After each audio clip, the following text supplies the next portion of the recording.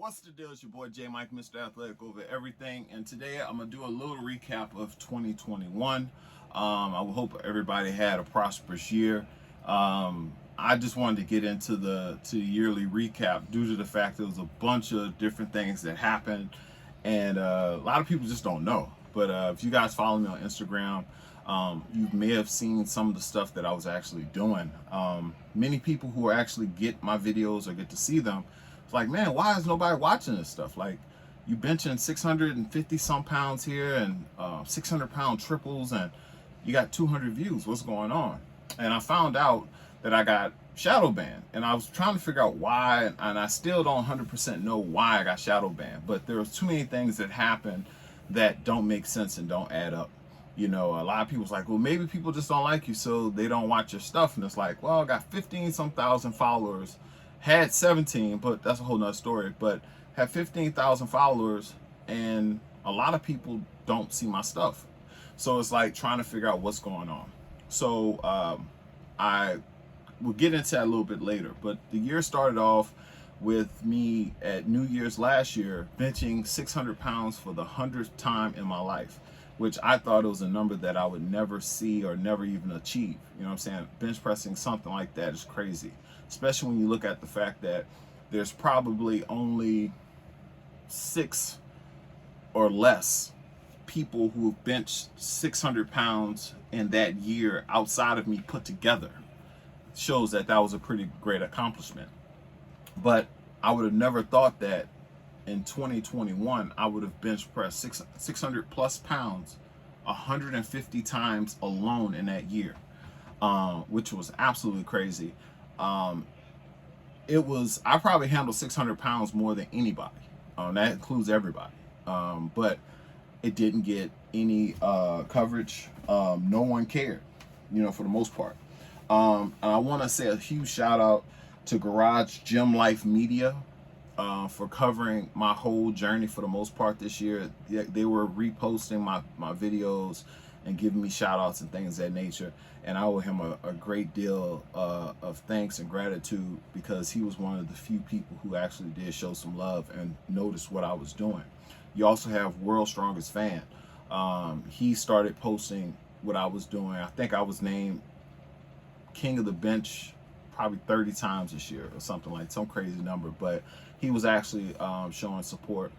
And Powerlifting Motivation actually reposted some of my stuff, you know, for a few times. So that was also appreciated. And also became cool with Danny Zamani, the big Iranian who's, you know, knocking on the door at an 800-pound bench press, and who's still a little bit under Julius in terms of, you know, being the strongest bencher in the world. But, you know, he also shared some of my videos, and it's been very nice to me over the year anyway. And that stuff helped. You know, a lot of Iranian people started following me after he reposted. So I'm always going to show respect for people who, you know, show love and support for me. But, you know, a lot of stuff was happening. I had some short-term goals this year. I wanted to win IPF Worlds. I wanted to win Bench Nationals. And I wanted to get back into a full meet prep. Some of that happened and some of that didn't. You know, the year started out, we didn't have an Arnold, but we did have Bench Nationals. I destroyed the field, you know what I'm saying, for the most part. I won by 22 kilos or 20 kilos from the next nearest person. My opener would have won this event. My last warm-up would have won this event. I wound up benching 622 pounds, if I'm not mistaken. I might have won by more than that, because I think he benched 573. So whatever it was, I won by a lot. And I also won Best Lifter in $2,500, but it didn't have any video footage really. The stream video footage was kind of trash. I didn't get video at the venue, so pretty much that went kind of unnoticed as well. And at the time, it had me placing in the top 5 in the world. That's against the people who are on drugs, untested, everything, which is cool. And I was also set up to be benching 300 keys plus going into the year. But we soon found out that in training, as I was getting prepared for IPF World Bench Worlds, found out that we would be getting kicked out the IPF. And when this happened, it just tore me down, man. It just like took all the steam out my sails. And then later on, there were people getting opportunities to switch federations to the U.S. Virgin Islands Fed, so that you can go to Worlds. And a lot of people did crossover federations, but it was kind of invite only. Now I'm cool with the people who run that particular federation. I was not formally asked to switch over, if I'm not mistaken. I was asked later to do something in Puerto Rico, but in terms of Worlds, I was not formally asked. People asked like, hey, you interested in switching over? But the decision makers, no one reached out to me. So since I was never formally asked, kind of lost motivation. I just didn't bother with it, and I just went ahead and stayed. And later on, they announced that the USAPL Pro League, and that kind of was, incentive to kind of stay in the USAPL for the most part. But for me, I want to compete against the best people, and most of the best people are in the United States. Going to IPF Worlds to compete against people who have no chance against you to say you're a world champion is kind of whack to me. I don't care if it's open, masters, or whatever. And to go to show you, I watched IPF Bench Worlds from home, and the guy who won bench pressed either 257 kg or 262 kg. Either way, that's a last warm-up for me. And to know that I spent this whole year dedicated to winning this championship and not to get a chance to go was crushing. You know what I'm saying? I even lost thousands of dollars on merchandise for my company, AOE Custom Apparel. I had Team USA merch, pendants, hats, jackets, hoodies with Team USA to sell going into Worlds, and not getting a chance to go. That stuff kind of just went by the wayside. So I lost a lot of momentum. Plus, no one's reposting me. Like I said, the only people who repost me, they did a good job, but they're smaller platforms in a sense. So the people who I've won awards from in years past no longer post my content, especially if I'm doing more than what everybody else is doing. If you think about it, the big hitters, Julius, Zamani, even TD, a lot of them were out of it. TD was hurt, wasn't posting too much big stuff. I was like one of the only people really posting really big benches, especially the stuff that I was doing.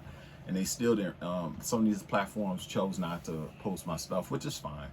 But that did hurt, what I'm saying, in terms of selling coaching and, growing your following, especially when you have such a historic run. And then not get covered. It was pretty frustrating, what I'm saying, to know that you're doing something nobody else has ever done, especially my age, my size, and my my style of benching, and to know that no one will see it. It'll just like some weird shit that happened, and it kind of fucked with me a little bit, So that actually what pushed me to bench that number so often was because I'm like, somebody has to see this. This can't keep going. I'm going to see how long this is going to go. And it just kept going. The more I benched 620, 630, 625 for doubles, 650 pounds, 640 pause, no one watched it. It was getting 150 views, 200 views, things of that nature. But I later found out that, you have to pay Instagram. Like, they pick certain accounts, and they picked my account. And they started offering me promotional deals like, hey, if you want to get seen, you should pay this. I'm like, why am I getting this? But I'm not getting it on my other accounts.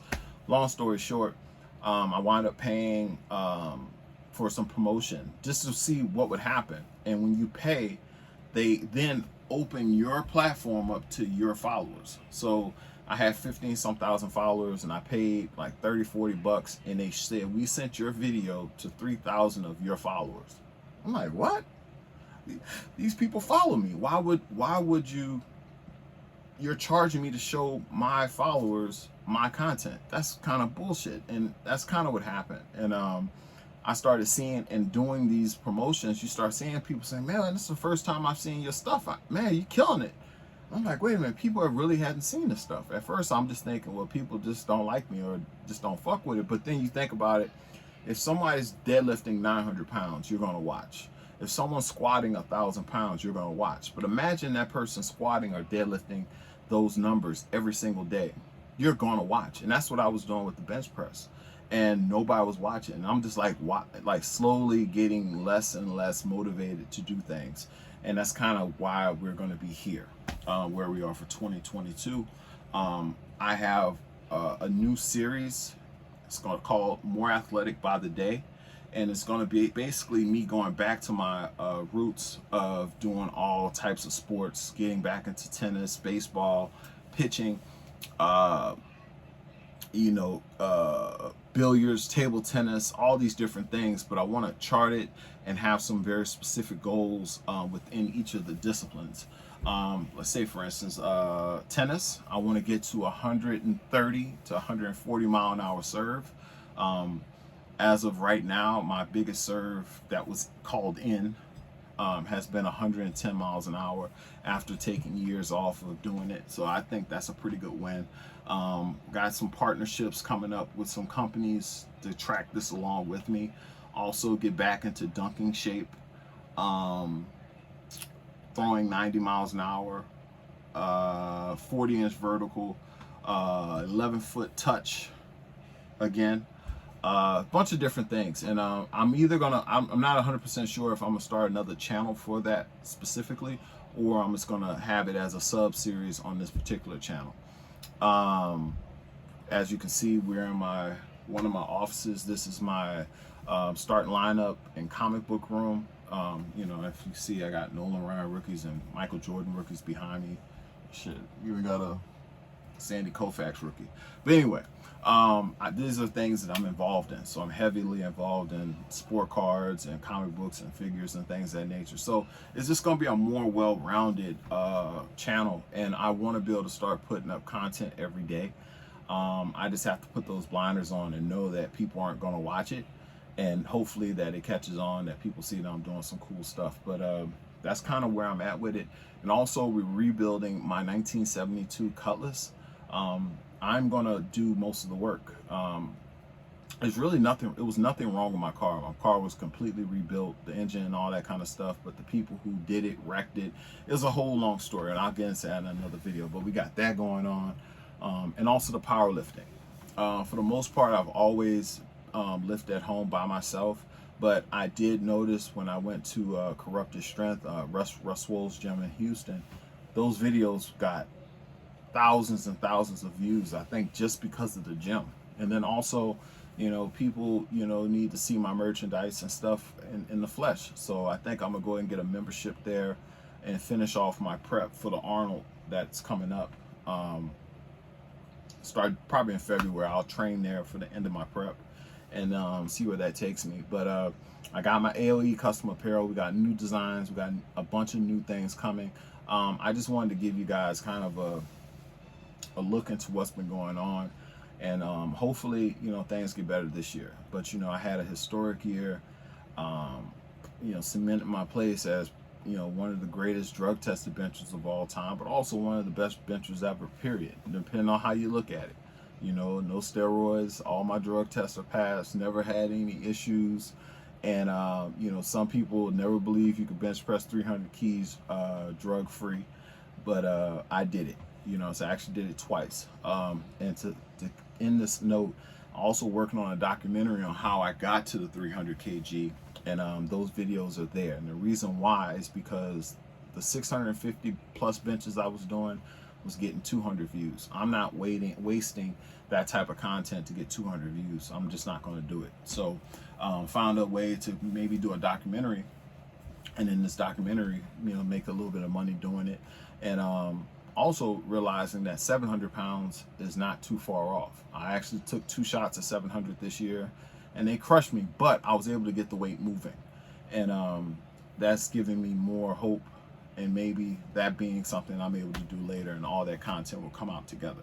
But I hope you guys enjoyed the video, and see you guys next time. AOE, athletic over everything. Athletic.